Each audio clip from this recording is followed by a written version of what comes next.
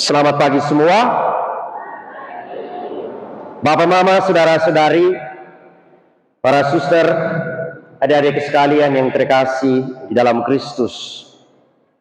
Menemani seluruh permenungan kita selama masa Advent yang kedua ini, saya merangkainya dalam satu kalimat: tobat, sebuah perjalanan untuk kembali. Sebagai sebuah perjalanan untuk kembali, tentu kita harus tahu bahwa siapa yang berjalan, dan jalan apa yang ditempuh, atau jalan mana yang harus ditempuh, dan tujuannya apa. Sudah tentu yang berjalan tidak lain adalah kita sekalian,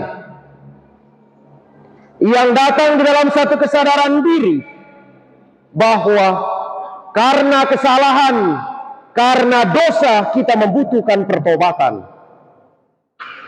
Dan jalan yang harus ditempuh tidak lain adalah tobat. Dan tujuannya hanyalah Yesus yang kita nantikan kedatangannya selama masa-masa Advent ini. Maka saudara-saudariku yang terkasih, seruan pertobatan yang dibawa dan diwartakan oleh Yohanes Pembaptis ketika dia berada di padang gurun menjadi satu tanda bagi kita bahwa sebagai orang beriman kita harus mengambil sikap. Mengambil sikap untuk berada pada jalan menuju sebuah pertobatan. Karena waktunya semakin dekat, kita tidak bisa menunda-nunda. Sebab apa? Orang bijak mengatakan tidak ada pertobatan di dalam makam. Itu artinya pertobatan harus diusahakan sepanjang hidup kita manusia. Lebih daripada itu, semuanya hanya akan menjadi sia-sia. Kita semua membutuhkan pertobatan. Entah itu siapa yang merasa diri bahwa hidupnya paling benar tanpa berbuat salah, atau siapa yang tidak menyadari diri sebagai orang berdosa, semua membutuhkan pertobatan tanpa kecuali. Dan jalan yang ditempuh tidak lain adalah tobat. Dan tobat yang harus kita mulai ada di dalam dua bentuk.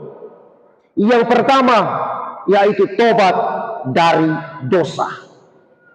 Tobat dari dosa.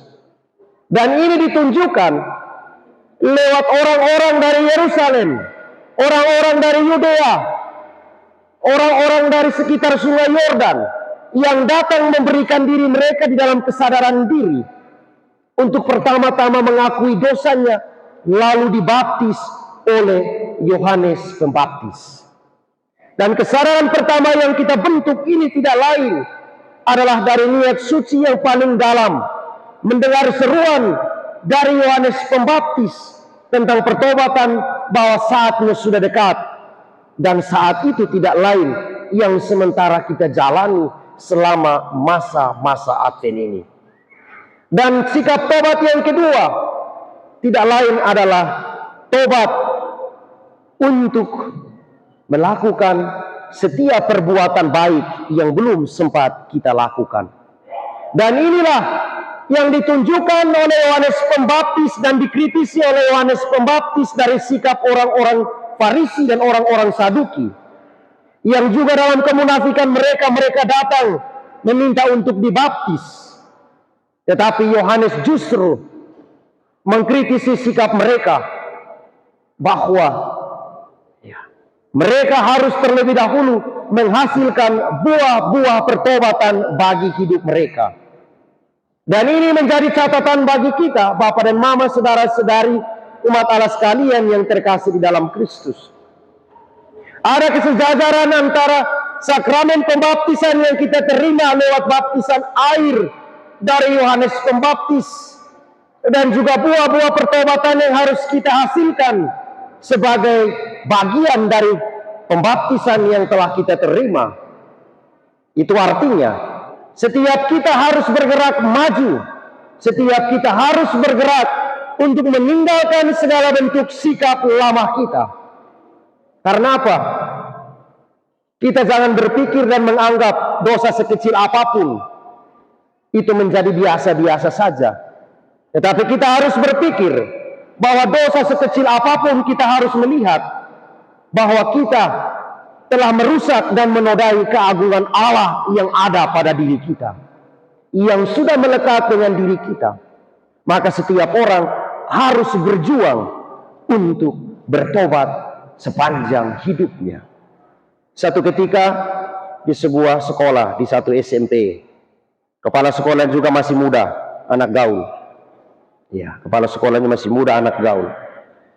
Pada satu masa Advent, setelah menerima sakramen pengakuan, ada satu siswa yang paling nakal. Setelah mengaku, kembali ke sekolah, tanpa sadar dia berjalan sama-sama dengan sang kepala sekolah. Karena sudah terkenal dengan kenakalan di satu sekolah, dia mengatakan kepada kepala sekolahnya, "Bapak, hari ini saya sungguh menyesal.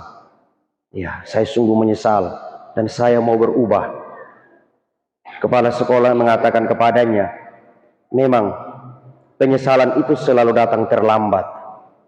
Anak ini langsung spontan jawab, "Bapak, kalau penyesalan itu datang di awal, itu bukan penyesalan, tapi itu pendaftaran." Kepala sekolah juga baru habis mengaku, dia tahan, dia pun emosi, dia jalan. Anak ini uji saya pun kesabaran. Dia sabar. Sampai masuk ke dalam lingkungan sekolah, ada satu taman yang dipenuhi dengan bunga mawar. Lalu dia meminta anak ini, "Coba kau pergi petik salah satu bunga mawar di dalam taman itu." Anak itu pergi dengan semangat, dia petik bunga mawar. Tetapi setelah dia memberikan kepada kepala sekolah sebatang bunga mawar yang sangat indah, kepala sekolah mengamati di tangannya ada titik-titik darah karena tertusuk duri-duri dari pohon bunga mawar itu. Lalu kepala sekolah itu mengatakan kepadanya, "Anak, untuk mendapat sebuah bunga yang indah, kamu harus berhati-hati terhadap duri. Demikian pun, untuk masuk surga, kamu harus berhati-hati menghindari dosa. Dan jalan untuk kembali selama masa pertobatan ini tidak lain adalah bagaimana kita membawa diri kita dalam keadaan diri kita yang utuh, untuk menyadari setiap tingkah laku hidup kita, supaya kita bisa menghasilkan sesuatu yang baru dengan cara hidup yang baru, sebagai bentuk pertobatan yang sejati untuk diri kita. Mungkin selama ini kita merasa diri nyaman dengan segala sesuatu yang kita perbuat, dengan dosa dan keburukan kita. Tetapi inilah saatnya untuk kita kembali. Sebab apa? Nabi Yeskiel dalam nubuatnya, di dalam kitab Yeskiel bab 33 ayat 12 dikatakan demikian, bahwa ketika orang merasa diri benar tanpa kesalahan, sesungguhnya ketika dia melakukan kesalahan, dia tidak bisa lagi tinggal di dalam kebenarannya. Tetapi sebaliknya, kejahatan orang jahat yang dilakukannya, tetapi ketika dia bertobat, dia tidak akan menjadi sandungan untuk pertobatannya. Dan inilah yang dibutuhkan Allah. Setiap orang harus membentuk di dalam dirinya kesadaran untuk kembali pada jalur yang baik dan benar, untuk menjalani kehidupan pada titik yang benar, di jalan yang sesuai dengan apa yang harus kita jalani sepanjang masa-masa ini. Tidak ada lagi waktu bagi kita untuk melakukan segala sesuatu yang kita terus tenggelam di dalam dosa-dosa kita. Tetapi biarkanlah dengan niat suci hati kita, kita membangun sesuatu bagi diri kita, supaya paling tidak dalam buah-buah pertobatan yang kita hasilkan, ada sedikit ruang di hati untuk hadirnya damai dan sukacita serta keadilan dari Allah. Karena hanya dengan cara demikian kita mampu menemukan dan mencapai tujuan dari seluruh hidup kita, yaitu di dalam Yesus Kristus yang kita nanti-nantikan. Inilah waktunya, inilah saatnya. Berjuanglah untuk sesuatu yang Anda usahakan mulai hari ini. Tetapi janganlah membiarkan diri Anda tenggelam dan larut di dalam hinanya dosa. Tetapi bangkitlah untuk keluar menjadi seorang pemenang karena keyakinan kita. Karena kita tahu bahwa jalan mana yang telah kita tempuh. Buatlah dirimu untuk menjadi layak di hadapan hadirat Tuhan karena pertobatanmu, bukan karena Anda belum bertobat. Jadilah kesempatan ini menjadi kesempatan berahmat bagi kita untuk melihat setiap waktu dan setiap kesempatan menjadi bagian dari diri kita untuk kembali kepada Tuhan. Semoga Tuhan memberkati kita. Amin.